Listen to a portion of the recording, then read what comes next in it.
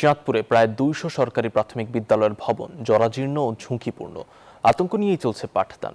দুর্ঘটনা এড়াতে দ্রুত নতুন ভবন নির্মাণের দাবি শিক্ষক, শিক্ষার্থী ও অভিভাবকদের। ঝুঁকিপূর্ণ বিদ্যালয়ের তালিকা প্রাথমিক শিক্ষা অধিদপ্তরে পাঠানো হয়েছে বলে জানিয়েছেন জেলা প্রাথমিক শিক্ষা কর্মকর্তা খোকন কর্মকারের তথ্য ও চিত্রে ডেস্ক রিপোর্ট। কোথাও মাথার উপর থেকে ধসে পড়ছে ছাদের প্লাস্টার, আবার কোথাও সামান্য বৃষ্টিতেই চুইয়ে পড়ছে পানি। চাঁদপুরে প্রায় ২০০ সরকারি প্রাথমিক বিদ্যালয়ের ভবনের চিত্র এমনই।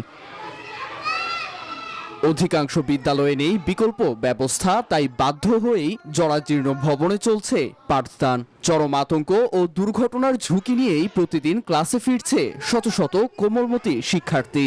ভবন ধস বা দুর্ঘটনার আশঙ্কায় দিন দিন কমছে শিক্ষার্থীদের উপস্থিতিও।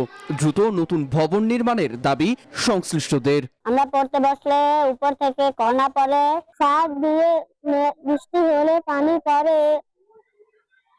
আমরা এই ভয়ে স্কুলে আসতে চাই না। বাচ্চা বলে যে আমাদের অনেক ভয় লাগে স্কুল যেতে, তাড়াতাড়ি যেন এই ভবনটা ভাঙ্গা যে নতুন একটা ভবন তৈরি করে দেয়। কখন কোন বাচ্চার গায়ে পড়ে ভাঙ্গা, আমরা খুব রিস্কে আছি। উপজেলা শিক্ষা অফিসে দরখাস্ত দিয়েছি, ওনারা বলছেন যে ইনশাআল্লাহ অচিরে সরিয়ে নেবেন যাতে করে কোনো দুর্ঘটনা না ঘটে। বসুন্ধরা টিস্যু, অশুদ্ধতার বিরুদ্ধে এক বিন্দুও ছাড় নয়।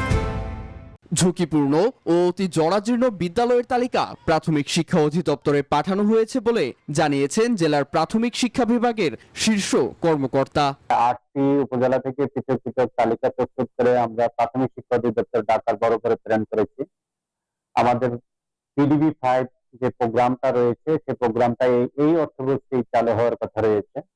যদি এই বছর চালু হয় তাহলে আগামী বছর আগে আমাদের এই যে জরাজীর্ণ প্রাথমিক বিদ্যালয়গুলি রয়েছে এগুলি সংস্কার কার্যক্রম করে আমাদের প্রাথমিক শিক্ষা কার্যক্রম যোগ করে চলতে পারবে।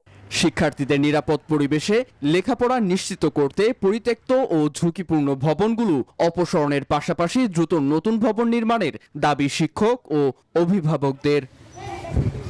Desk report, news 24।